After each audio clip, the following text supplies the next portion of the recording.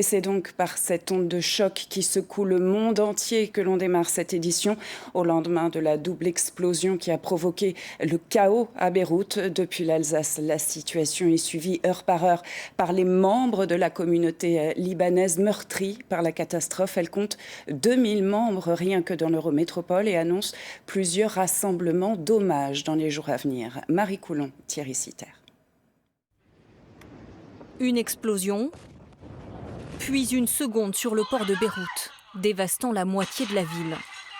Ces images impressionnantes, Bernard Gabi les regarde en boucle depuis hier. J'attends s'il y a une petite nouvelle information. Voilà, j'essaie de prendre contact avec la famille.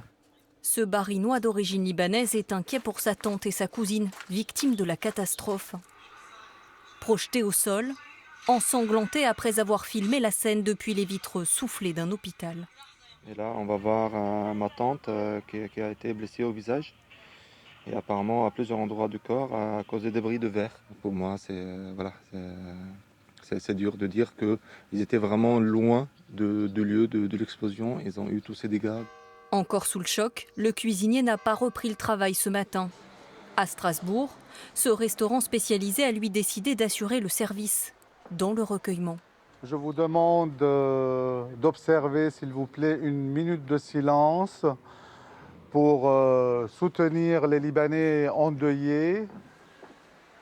Un moment important pour le patron, comme pour les clients. Ça veut dire qu'on est tout à fait solidaire déjà et que ça peut arriver comme c'est arrivé à Toulouse il y a quelques années. Se dire que maintenant, une fois de plus, ce pays est touché, ça, effectivement, ça nous bouleverse.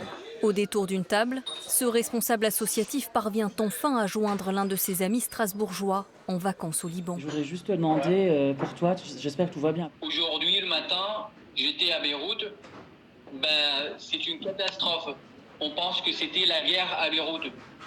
La guerre civile durant les années 1975, on n'a pas eu cette catastrophe comme c'était hier à Beyrouth. Le chaos dans un pays déjà lourdement impacté par la guerre et la crise sanitaire, pour qui toute aide sera la bienvenue.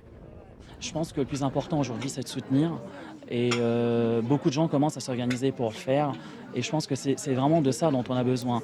Pour offrir de l'aide, les associations recommandent de s'adresser à la Croix-Rouge libanaise.